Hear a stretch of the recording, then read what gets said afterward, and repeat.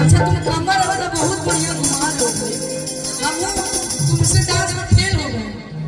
आना थोड़ा भाव के साथ वो कसम में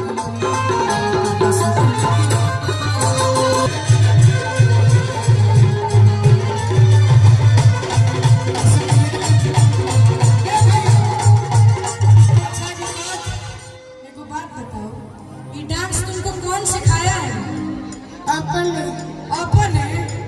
अपने सीखने वाला कहाँ रहेला?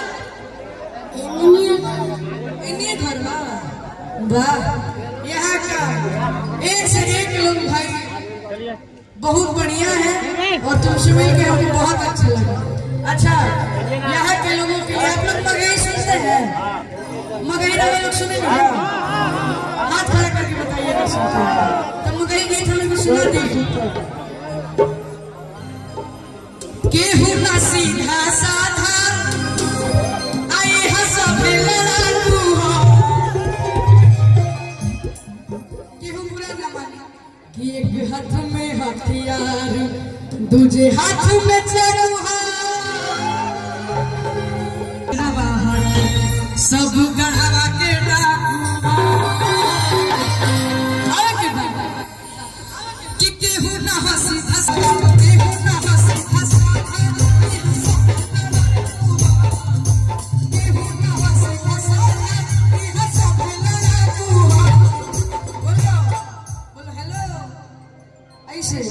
एक हाथ में हथियार